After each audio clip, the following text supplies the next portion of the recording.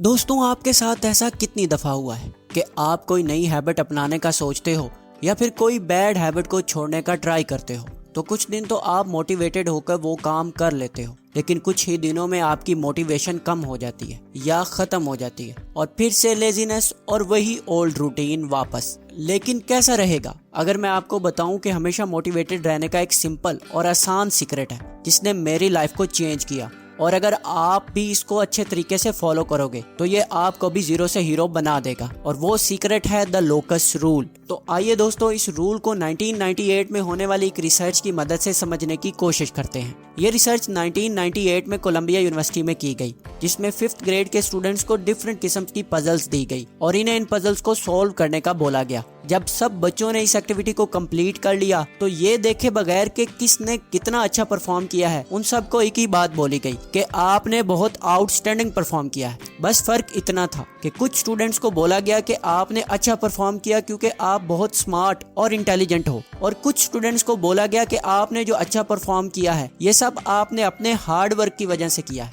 अगली दफा उन्हें और डिफरेंट किस्म की पजल्स दी गई, लेकिन अब की बार उन्हें कुछ आसान और कुछ मुश्किल पजल्स को सॉल्व करने का बोला गया। अब की बार बहुत ही इंटरेस्टिंग रिजल्ट देखने को मिले।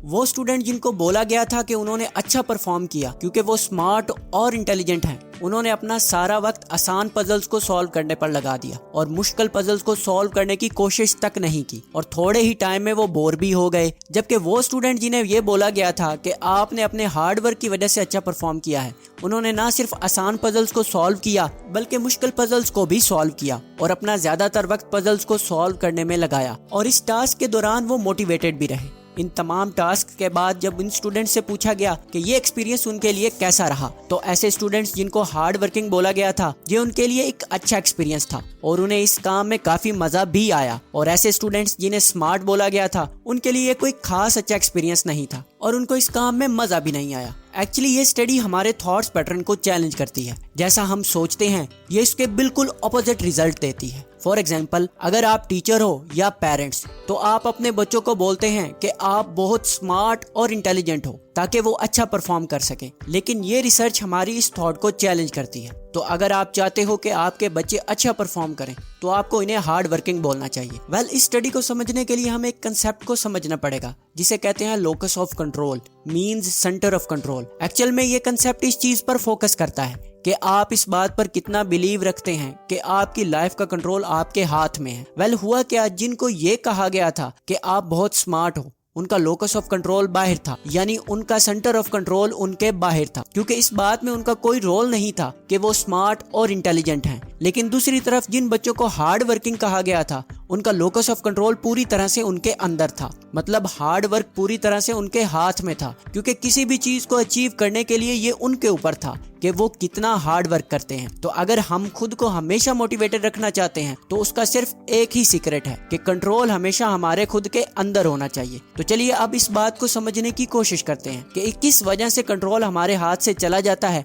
और ऐसा हम क्या कर सकते हैं कि कंट्रोल हमेशा हमारे हाथ में रहे। जब भी हम किसी काम के लिए एक्सटर्नल फैक्टर्स को ब्लेम करते हैं, जैसे मैं ये चीज अचीव नहीं कर सकता क्योंकि ये मेरी किस्मत में नहीं, या फिर इसको हासिल करने के लिए मुझे बहुत ज्यादा पैसा चाहिए जो मेरे पास नहीं है, तो कंट्रोल आपके हाथ से चला जाता है। लेकिन जब आप इस बारे में बात करते हैं कि इस चीज को हासिल करने के लिए एग्जैक्टली हम क्या कर सकते हैं, या फिर जब आप अपनी कैपेबिलिटीज के बारे में बात करते हैं, तो कंट्रोल पूरी तरह से हमारे हाथ में होता है। इसलिए जब हमारा फोकस उन चीजों पर होता है जो किसी भी काम को करने के लिए हम कर सकते हैं तो हम हमेशा मोटिवेटेड रहते हैं। लेकिन जब हमारा फोकस उन रीजंस पर होता है कि जिनकी वजह से हम कोई पार्टिकुलर काम नहीं कर सकते तो कंट्रोल हमारे हाथ से चला जाता है। फॉर एग्जाम्पल, अगर मैं एक सक्सेसफुल यूट्यूबर बनना चाहता हूँ और मैं पहले से मौजूद सक्सेसफुल यूट्यूबर्स को देखकर ये बोलूंगा कि ये सक्सेसफुल बने क्योंकि इनके पास एक्सपेंसिव कैमरा था, उनके पास किसी का सपोर्ट था, या फिर उनके पास ऐसा टैलेंट है जो मेरे पास नहीं है, तो कंट्रोल मेरे हाथ से चला जाएगा और मैं डीमोटिवेटेड हो जाऊंगा। लेकिन अगर मैं ये सोचूंगा कि ये लोग सक्सेसफुल यूट्यूबर बने अपने हार्ड वर्क की वजह से, या फिर शुरू में ये भी मेरी तरह ही थे